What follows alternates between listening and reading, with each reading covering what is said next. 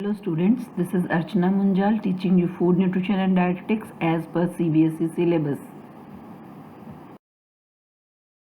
Today we will be doing chapter 5 fever part 2. In part 1 we studied about fever and subacute fever, and in part 2 we will be studying chronic fever.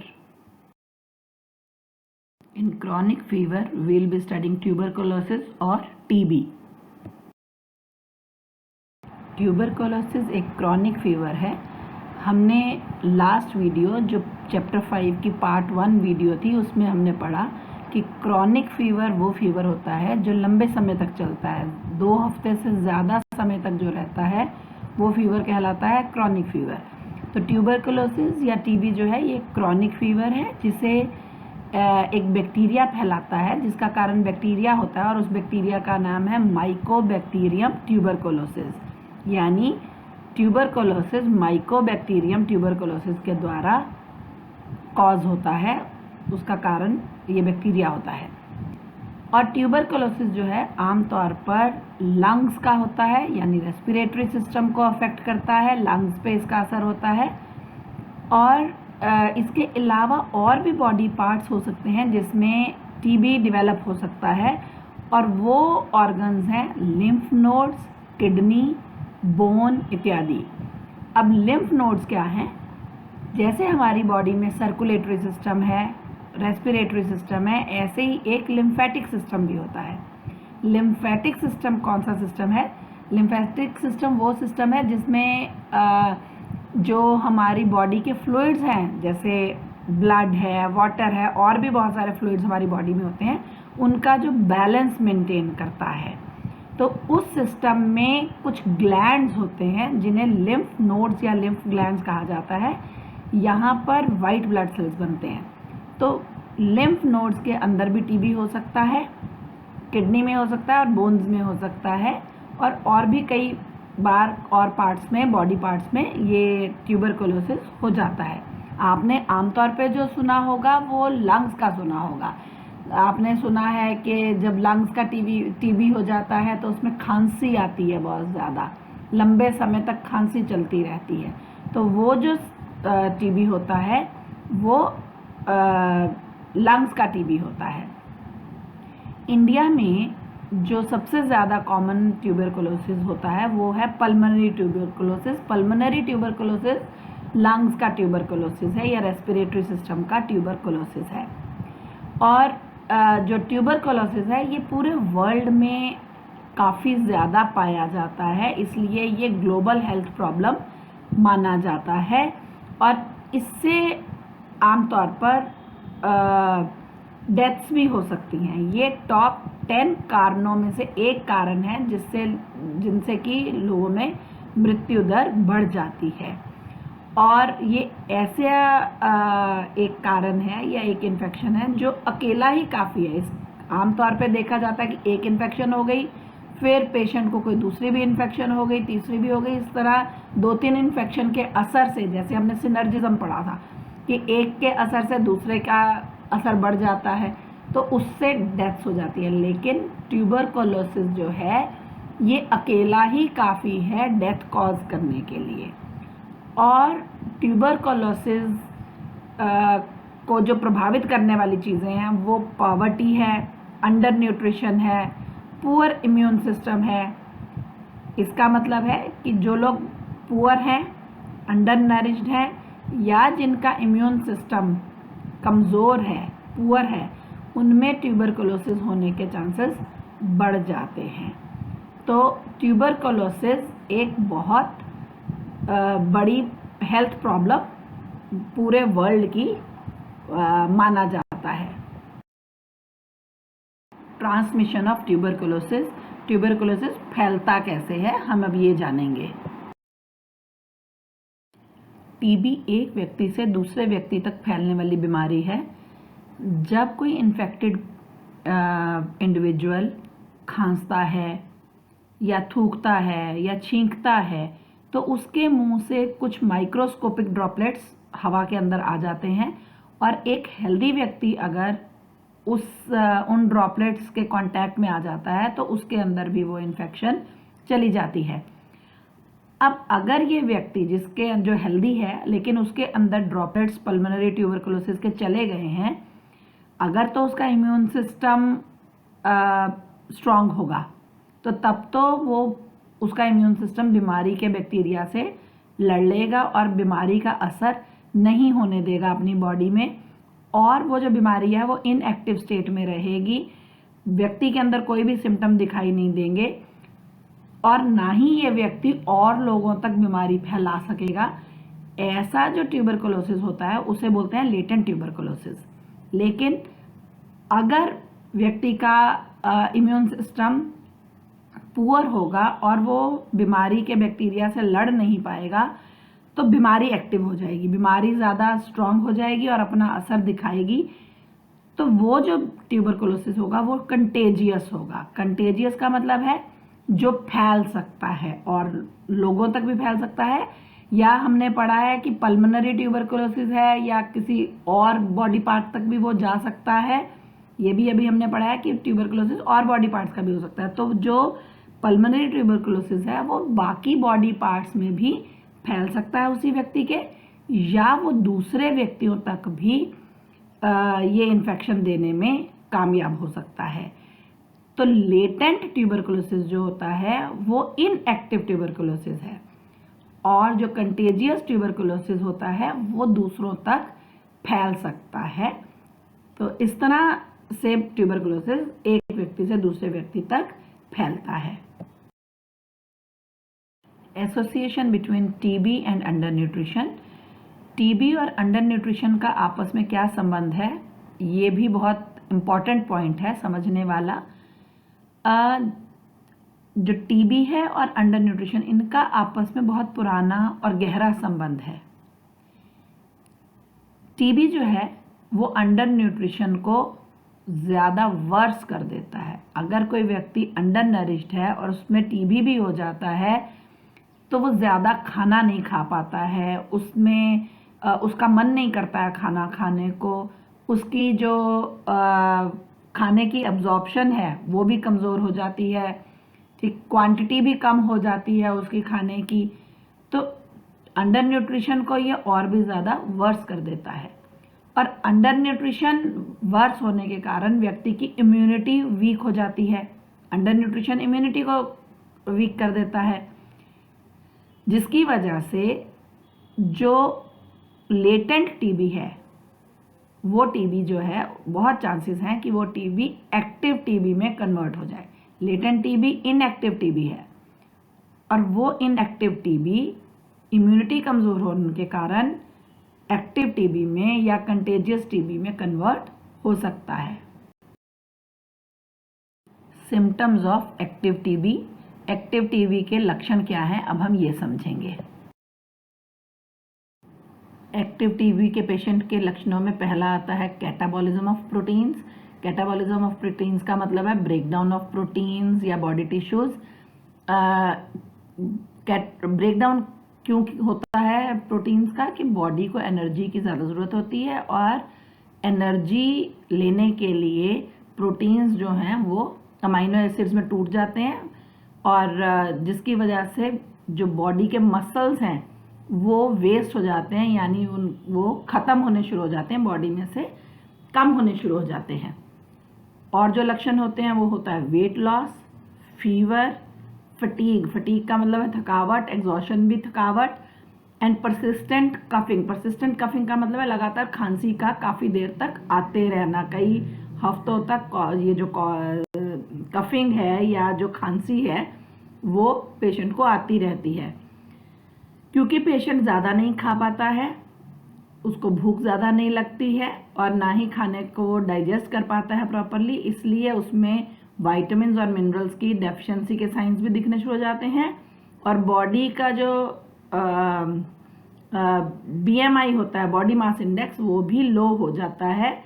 Normal body mass index जो होता है वो होता है 18.5 kg पर metre square, लेकिन क्योंकि इसमें मसल वेस्ट हो जाते हैं, वेट लॉस होता है, तो इसलिए इसमें जो पेशेंट होता है वो अंडर वेट हो जाता है।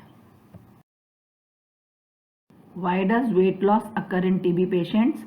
टीबी पेशेंट्स में वेट लॉस होता ही क्यों है, इसके कारण जानेंगे। टीबी के पेशेंट को भूख कम लगती है, उसे नौशिया फील होता है, ऐसे लगता है वॉमिटिंग आ रही है, और उसके पेट में दर्द होता है, एब्डोमिनल पेन होता है, जिसकी वजह से वो ज़्यादा खाना नहीं खा पाता, तो उसके फूड की इनटेक कम हो जाती है, इस कारण से उसका वेट लॉस हो जाता है। दूसरा, जब व्यक्ति को फीवर होता है, क्योंकि टीबी में हमने पढ़ा है कि फीवर भी होता है, जब फीवर होता है तो बॉडी में बहुत सारी रिपेयर होने की ज़रूरत हो जाती है, बहुत टूट फूट हुई होती है बॉडी के अंदर, तो रिपेयर होती है, जिसकी वजह से प्रोटीन बहुत ज़्यादा बॉडी में कंज्यूम हो जाते हैं और बाकी न्यूट्रिएंट्स भी ज़्यादा यूज़ हो जाते हैं जो बॉडी के अंदर ऑलरेडी होते हैं, क्योंकि नया खाना पेशेंट खा नहीं पा रहा है और एनर्जी को बॉडी को न्यूट्रिएंट्स की ज़रूरत होती है। तो वो न्यूट्रिएंट्स की कमी को पूरा करने के लिए बॉडी जो ऑलरेडी उसके अंदर रिजर्व्स होते हैं न्यूट्रिएंट्स के, उनको इस्तेमाल करना शुरू कर देती है, जिसके कारण पेशेंट का वेट लूज हो सकता है। तीसरा कारण, टीबी के वजह से पेशेंट को डायरिया भी हो सकता है, और जब डायरिया हो जाता है तो पेशेंट में मेल एब्जॉर्प्शन भी हो जाती है, उसका खाना ठीक से डाइजेस्ट नहीं हो पाता है। जब वो डाइजेस्ट नहीं हो पाता है तो एब्जॉर्ब भी नहीं हो पाता है, प्रॉपरली एब्जॉर्ब नहीं होता है, उसे नए न्यूट्रिएंट्स बॉडी में उसके पास नहीं आ पाते हैं।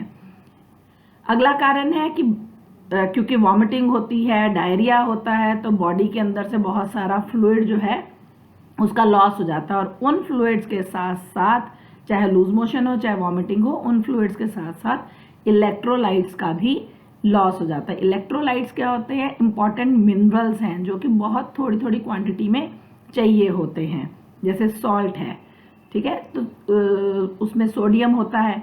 तो इस तरह से जो मिनरल्स हमें थोड़ी थोड़ी मात्रा में ही चाहिए होते हैं, वो भी फ्लूइड्स के साथ बॉडी में से निकल जाते हैं। और इलेक्ट्रोलाइट्स का बहुत काम होता है बॉडी के अंदर, वो बॉडी को एनर्जी भी देते हैं, और इलेक्ट्रोलाइट्स का बैलेंस बॉडी में होना बहुत ज़रूरी होता है।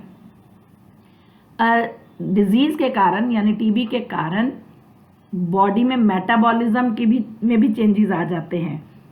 मेटाबॉलिज्म का मतलब है कि फूड से लेकर के एनर्जी तक कन्वर्ट करना, तो वो मेटाबॉलिज्म में भी चेंजेस आते हैं। बहुत सारे न्यूट्रिएंट्स प्रॉपरली डाइजेस्ट नहीं होते हैं, और या फिर बहुत खाए नहीं जाते हैं, जो खाए जाते हैं वो डाइजेस्ट नहीं होते हैं, हमें एनर्जी नहीं देते हैं, जिसकी वजह से भी जो पेशेंट है उसका वेट का लॉस हो जाता है। एक और इम्पॉर्टेंट बात, जब पेशेंट बीमार होता है, उसके अंदर कोई वायरस या कोई बैक्टीरिया चला जाता है, तो बॉडी उस बीमारी से, उस इन्फेक्शन से लड़ती है, और लड़ने के प्रोसेस में उसकी बहुत सारी एनर्जी खर्च हो जाती है, जिसकी वजह से व्यक्ति का वेट लॉस हो जाता है। Treatment of tuberculosis. ट्यूबरकुलोसिस का इलाज क्या है, कैसे किया जाए, अब ये जानेंगे हम। टीबी एक ऐसी बीमारी है जो धीरे धीरे प्रोग्रेस करती है, अपना असर धीरे धीरे ग्रेजुअली दिखाती है, लेकिन इसका जो असर होता है वो बहुत ज़्यादा सीरियस हो सकता है, इसका जो प्रभाव पड़ता है वो बहुत ज़्यादा खतरनाक हो सकता है। और जो टीबी का ट्रीटमेंट है वो, उसमें ये खास ज़रूरी बात होती है कि इसमें अगर डिटेक्शन जल्दी हो जाए, अगर जल्दी से इसकी जांच हो जाए, तो इसका इलाज भी आसानी से हो जाता है। जैसे ही इसकी जांच हो, उससे साथ ही साथ पेशेंट को एंटीबायोटिक थेरेपी देनी शुरू कर देनी चाहिए, यानी डॉक्टर उसे एंटीबायोटिक्स पे डाल सकता है। पेशेंट को एडिक्वेट रेस्ट चाहिए, पूरा रेस्ट चाहिए उसे, और उसकी डाइट भी मैनेज अच्छे ढंग से होनी चाहिए। अगर टीबी किसी बच्चे को हो गया है या बच्चों में हो रहा है, तो उन्हें और भी ज़्यादा अटेंशन की ज़रूरत होती है। खास करके उनकी डाइट को जो मैनेज करना है वो बहुत ज़्यादा इम्पॉर्टेंट होता है, क्योंकि बच्चों में जो न्यूट्रिएंट्स की रिक्वायरमेंट है वो और भी ज़्यादा बढ़ जाती है, क्योंकि एक तो वो ग्रो कर रहे होते हैं, दूसरा उन्हें टीबी हुआ होता है। तो बीमारी से लड़ने के लिए और ग्रो करने के लिए, दोनों के लिए ही उनकी रिक्वायरमेंट न्यूट्रिएंट्स की बढ़ जाती है। इसलिए बहुत ज़रूरी है कि उनकी डाइट को अच्छे ढंग से मैनेज किया जाए। ट्यूबरकुलोसिस पूरी तरह से क्योर किया जा सकता है, इसका इलाज है पूरा, इसे पूरा ख़त्म किया जा सकता है। और उसके लिए शॉर्ट कोर्स कीमोथेरेपी दी जाती है। कीमोथेरेपी क्या है? स्ट्रॉन्ग केमिकल्स का यूज़ किया जाता है जिससे कि बैक्टीरिया को या जो सेल्स मल्टीप्लाई हो रहे हैं बीमारी के, उन्हें किल करने में सहायता मिलती है। कीमोथेरेपी का नाम आपने कैंसर के इलाज में सुना होगा, तो टीबी के लिए भी शॉर्ट कोर्स कीमोथेरेपी दी जाती है या दी जा सकती है। टीबी को ख़त्म करने का सबसे इफ़ेक्टिव तरीका है कि टीबी के जिन पेशेंट्स का स्पूटम स्मीयर टेस्ट पॉजिटिव आए। स्पूटम स्मीयर टेस्ट क्या है? कि पेशेंट के थूक को टेस्ट किया जाता है और जिसका रिज़ल्ट पॉजिटिव आए उसका मतलब है कि वो व्यक्ति जो है वो डिज़ीज़ को और लोगों को फैला सकता है। तो ऐसे लोगों का एकदम तुरंत ही इलाज शुरू कर देना चाहिए ताकि टीबी जो है वो बाकी लोगों में ना फैले। एक WHO ने जो स्ट्रेटजी बनाई है पूरे वर्ल्ड के लिए, क्योंकि टीबी जो है वो सिर्फ इंडिया की हेल्थ प्रॉब्लम ही नहीं है, ये पूरे वर्ल्ड की हेल्थ प्रॉब्लम है। तो इसलिए WHO ने वर्ल्ड के लिए एक स्ट्रेटजी बनाई जिसको नाम दिया है डॉट्स, या जिसका फुल फॉर्म है directly observed treatment short course. ये जो स्ट्रेटजी बनाई है उसमें 5 कंपोनेंट्स हैं। 5 कंपोनेंट्स में पहला कंपोनेंट है कि जिस भी देश में ये फैल रहा है या ज़्यादा केसेस पाए जाएं, वहाँ की गवर्नमेंट में कमिटमेंट होनी चाहिए, यानी गवर्नमेंट विलिंग होनी चाहिए कि इस बीमारी को हमने ख़त्म करना है, उसकी गवर्नमेंट की भी इच्छा होनी चाहिए। दूसरी इसकी जो कंपोनेंट है वो ये है कि जो पेशेंट है जिस पे शक है कि उसको टीबी हो सकता है, उसका स्पूटम स्मीयर टेस्ट करवाया जाए ताकि उससे कंफर्म हो सकता है। वो एक कंफर्म टेस्ट है, स्टैंडर्ड टेस्ट है जिस पर पूरा भरोसा किया जा सकता है, जिसकी रिपोर्ट के ऊपर। तो अगर टीबी के पेशेंट की पहचान करनी है तो स्पूटम स्मीयर टेस्ट किया जाना चाहिए। तीसरी जो कंपोनेंट है वो है एक स्टैंडर्ड ट्रीटमेंट का पैटर्न है, जो इंडिया में भी वही फॉलो किया जाएगा, किसी और कंट्री में भी सेम पैटर्न ट्रीटमेंट का फॉलो किया जाना चाहिए। और ये जो ट्रीटमेंट है 6 से 9 महीने तक दिया जाता है ट्रीटमेंट, और कम से कम 2 महीने के लिए हेल्थ वर्कर्स जो हैं वो उनकी ऑब्जर्वेशन में ये ट्रीटमेंट दिया जाना चाहिए, यानी वो ध्यान रखें कि पेशेंट कैसे रिएक्ट कर रहा है दवाई से, उसको क्या असर हो रहा है दवाई जो दी जा रही है। चौथा कंपोनेंट जो है डॉट्स का वो ये है कि ड्रग की सप्लाई पेशेंट को रेगुलरली मिलती रहनी चाहिए। हर पेशेंट को, जिसको भी टीबी हो, उसको दवाई प्रोवाइड करवाना गवर्नमेंट की जिम्मेवारी है।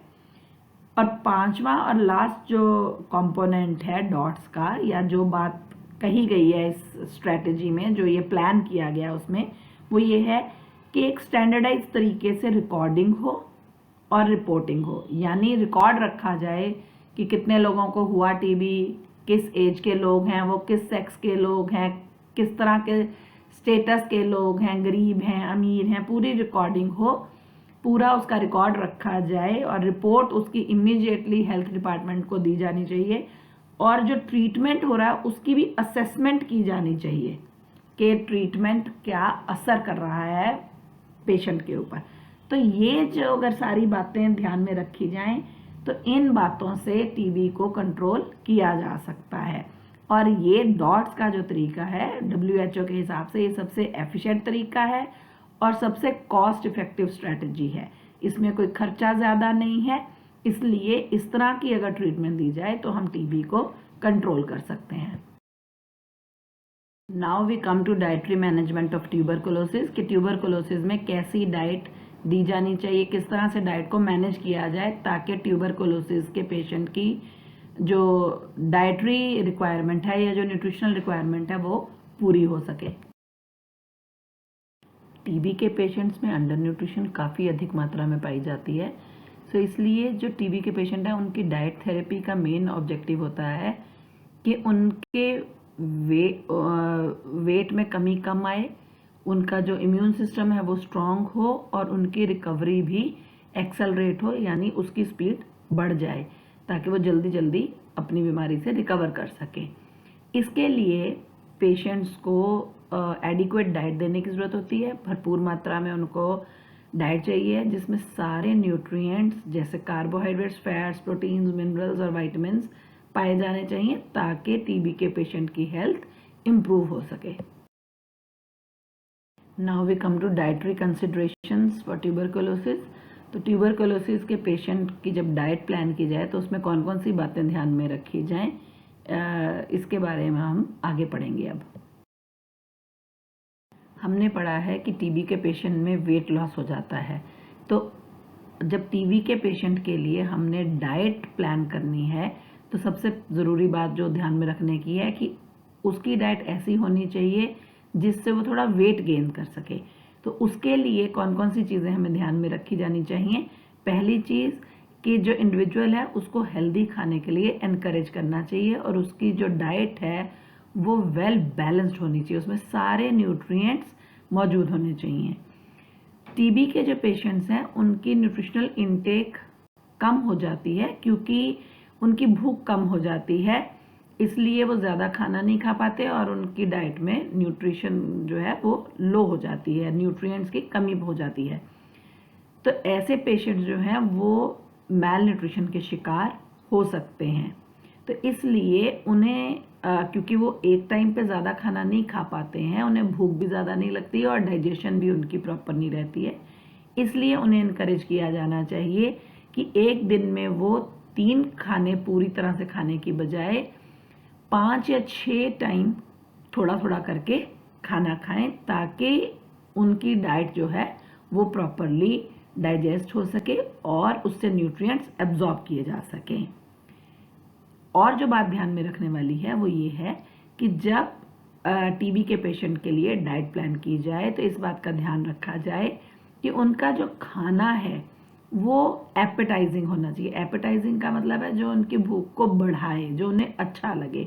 तो उसके लिए उसकी जो शक्ल है खाने की, अपीयरेंस जो है वो अच्छी होनी चाहिए, साथ साथ उसका टेस्ट भी अच्छा होना चाहिए और वो खाना इस तरह का होना चाहिए जो टीबी के पेशेंट को एनर्जी भी दे सके और प्रोटीन भी दे सके। यानी टीबी के पेशेंट को हाई एनर्जी और हाई प्रोटीन फूड दिया जाना चाहिए क्योंकि बीमारी से लड़ने में उनकी बहुत सारी एनर्जी चली जाती है।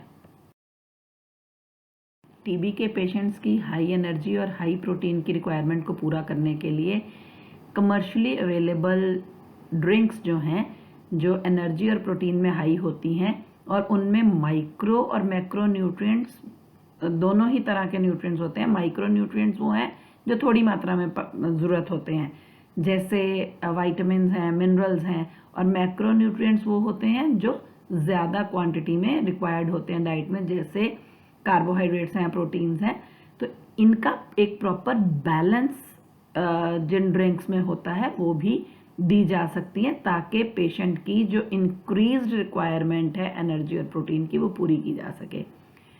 अगर आप मार्केट से इस तरह की ड्रिंक्स नहीं लेना चाहते हैं तो उसके अलावा आप उनकी डाइट में जैसे दलिया है, पोरेज, सूप बना सकते हैं, ग्रेवी वाली जो चीज़ है, मिल्क है, इन सब चीज़ों में आप sugar, vegetable oil, peanut butter, eggs या non fat dry milk powder, जो कि ये चीज़ें एनर्जी में भी रिच हैं और प्रोटीन में भी रिच हैं, तो इनको आप उनकी डाइट में शामिल कर सकते हैं। जब आप इन चीज़ों का इस्तेमाल कर रहे हैं तो उनकी डाइट की क्वांटिटी नहीं बढ़ती है लेकिन उसकी क्वालिटी इंप्रूव हो जाती है। इसका क्या मतलब है कि उतने ही खाने में जब आप कोई चीज़, और मान लो आपने 1 कप दूध दिया तो उसमें चीनी मिला दी अगर आपने 1 चम्मच, तो वो दूध की क्वांटिटी नहीं बढ़ी, सिर्फ उसमें शुगर की क्वांटिटी बढ़ गई। शुगर देने से कार्बोहाइड्रेट्स मिल गए तो कार्बोहाइड्रेट्स देने से एनर्जी उससे ज़्यादा मिल जाएगी। तो इस तरह से आप डाइट की क्वांटिटी उतनी ही रख के उनमें ऐसी चीज़ें मिला सकते हैं जो डाइट को तो नहीं बढ़ाएंगी लेकिन उनके जो न्यूट्रिएंट्स हैं, न्यूट्रिटिव वैल्यू को वो बढ़ा देंगे और वो डाइट को हाई एनर्जी और हाई प्रोटीन बना देंगे। टीबी के पेशेंट को 500 ml से लेकर 1 लीटर दूध तक रोज़ लेने की ज़रूरत होती है, चाहे वो दूध की फॉर्म में ले या वो मिल्क प्रोडक्ट्स की फॉर्म में ले। जैसे दही ले सकता है, चीज़ ले सकता है, जो भी दूध से बनी हुई चीज़ें हैं उनको कंज्यूम करना उसे ज़रूरी होता है ताकि उसे विटामिन डी और कैल्शियम की भी पूरी मात्रा मिल सके। इसके अलावा टीबी के पेशेंट के लिए विटामिन और मिनरल भी ज़रूरी होते हैं, इसलिए उन्हें 5 से 6 पोर्शंस फ्रूट एंड वेजिटेबल्स के रोज़ दिए जाने चाहिए। और उनकी डाइट में बल्क को कम करने के लिए या फाइबर को कम करने के लिए प्योर फ्रूट जूसेस भी दिए जा सकते हैं ताकि उन्हें विटामिन और मिनरल मिल जाएं, लेकिन उनकी डाइट में फाइबर थोड़ी कम हो जाए। फाइबर इसलिए कम करना है क्योंकि कई बार पेशेंट्स को डायरिया की भी शिकायत हो जाती है, तो अगर हम डायरिया में उन्हें फाइबर ज़्यादा देंगे तो वो उनकी तकलीफ़ ज़्यादा हो जाएगी। क्योंकि पेशेंट में डायरिया हो जाता है इसलिए, या वॉमिटिंग्स हो जाती हैं, इसलिए उन्हें जो फ्लूइड की उनकी इनटेक है वो भी, उसका भी ध्यान रखना चाहिए। उन्हें एटलीस्ट 10 से 12 गिलास रोज़ के पानी के या फ्लूइड्स के दिए जाने चाहिए ताकि जो फ्लूइड्स का लॉस हो उनके डायरिया से या वॉमिटिंग से, तो उसको कंपनसेट किया जाए। इसके साथ साथ उन्हें मल्टीविटामिन और मिनरल्स भी देने ज़रूरी होते हैं। उनकी ये रिक्वायरमेंट कई बार फ्रूट और वेजिटेबल से पूरी नहीं हो पाती है, तो इसलिए उन्हें सप्लीमेंट्स के तौर पर दवाइयों की तरह से, जैसे गोलियों की फॉर्म में उन्हें मल्टीविटामिन और मिनरल भी दिए जाने चाहिए। और टीबी के पेशेंट को क्योंकि इन्फेक्शन है इसलिए उसकी जो फूड को हैंडल किया जाए वो बड़ी हाइजीनिकली किया जाना चाहिए और उसे अपनी पर्सनल हाइजीन का भी ध्यान रखना चाहिए। आइए अब जानें कि टीबी के पेशेंट को कौन से फूड्स देने चाहिए और कौन से फूड्स उसकी डाइट में अवॉइड करने चाहिए। सबसे पहले हम जानते हैं कि कौन कौन से फूड्स जो हैं वो टीबी पेशेंट की डाइट में इंक्लूड करने चाहिए। हमने पढ़ा है कि टीबी के पेशेंट को हाई कैलोरी और हाई प्रोटीन डाइट चाहिए, तो उसके लिए उनकी डाइट में सीरियल्स, अनाज जो हैं वो इंक्लूड किए जाने चाहिए, जैसे वीट, राइस, रागी, ज्वार, ये उन्हें दिए जा सकते हैं। पल्सेस दी जा सकती हैं जैसे राजमा, ब्लैक चना, सोयाबीन, क्योंकि उन्हें हाई प्रोटीन डाइट भी चाहिए है, तो इनसे उन्हें प्रोटीन मिलेगी। हाई एनर्जी और प्रोटीन ड्रिंक्स जो मार्केट में अवेलेबल हैं वो भी दे सकते हैं। वो फूड्स जिनमें प्रोटीन की क्वालिटी अच्छी हो, हाई बायोलॉजिकल वैल्यू हो जिनकी, जैसे एग्स, सॉफ्ट चीज़, मीट, फिश, ये सारी चीज़ें उनकी डाइट में इंक्लूड की जा सकती हैं। सीरियल पल्स का कॉम्बिनेशन भी उन्हें देना अच्छा रहता है और उस कॉम्बिनेशन के साथ उन्हें कोई एनिमल प्रोटीन अगर दिया जाए तो वो और भी उनकी सेहत के लिए अच्छा है। जैसे खिचड़ी जो है वो सीरियल और पल्स का कॉम्बिनेशन है। सीरियल उसमें चावल है और दाल उसमें साथ में डाली जाती है, दोनों को कंबाइन करके बनाया जाता है, इसलिए वो सीरियल पल्स कॉम्बिनेशन मानी जाती है खिचड़ी। और अगर उसे एनिमल प्रोटीन यानी दूध जैसे है वो एनिमल प्रोटीन है, तो उससे बनी हुई कर्ड आप अगर पेशेंट को देते हैं तो उससे बहुत लाभ पहुंचता है। और जो चीज़ें अवॉइड करनी चाहिए उसकी डाइट में वो है रेड मीट या ऑर्गन मीट। रेड मीट वो मीट होता है जो मैमल्स से मिलता है, जैसे ये सूअर से, गाय से, बकरे से, इनका जो मीट है वो रेड मीट कहलाता है। और ऑर्गन मीट्स होते हैं जैसे इनके कोई पर्टिकुलर ऑर्गन्स का अगर मीट बनाया जाता है, जैसे इनके लिवर का या ब्रेन का, इस तरह का अगर मीट खाया जाए तो उसे अवॉइड करना चाहिए क्योंकि इनमें फैट बहुत होता है और टीबी के पेशेंट को डायरिया भी हो जाता है, तो जब फैट वाला फूड वो खाएगा तो उसका डायरिया और भी ज़्यादा बिगड़ सकता है। उनकी डाइट में रिफाइंड फूड्स को भी लिमिट किया जाना चाहिए, जैसे रिफाइंड फ्लावर है, मैदा, इस मैदे से बनी हुई चीज़ें उनकी डाइट में नहीं दी जानी चाहिए। स्ट्रांगली फ्लेवर्ड वेजिटेबल्स जिनकी ज़्यादा फ्लेवर होता है, जैसे कॉलीफ्लावर है, कैप्सिकम है, ऐसी चीज़ें उन्हें नहीं दी जानी चाहिए। एक्सेस फैट उन्हें कम दिया जाना चाहिए। हमने अभी बात की है कि फैट जो है वो डायरिया को और भी ज़्यादा खराब करता है और फैट को डाइजेस्ट करना मुश्किल होता है। Fried fatty foods, fried food भी उनकी डाइट में शामिल नहीं होना चाहिए।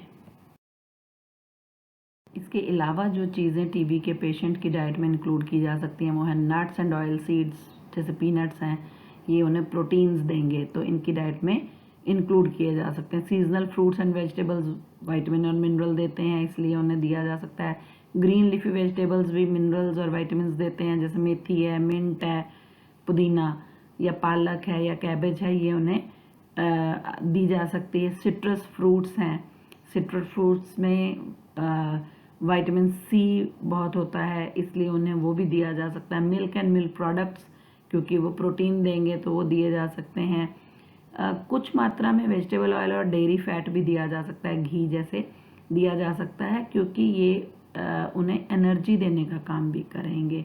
जैगरी और शुगर, गुड़ और चीनी भी कुछ मात्रा में उन्हें दी जा सकती है, लेकिन बहुत ज़्यादा मात्रा में नहीं दी जानी चाहिए। अब है जो चीज़ें अवॉइड करनी चाहिए उनकी डाइट में, स्वीट्स, कंसनट्रेटेड फूड, वो चीज़ें जो बिल्कुल चीनी से ही बनी हुई हों, जिनमें शुगर की मात्रा बहुत ज़्यादा हो, कंसनट्रेट हुई हो, वो चीज़ें नहीं दी जानी चाहिए। जैसे कैंडीज़ हैं जो शुगर से ही बनी हुई हों, वो अवॉइड की जानी चाहिए। एसिडिक और स्पाइसी चीज़ें भी उन्हें नहीं दी जानी चाहिए, अचार वगैरह नहीं दिया जा सकता है।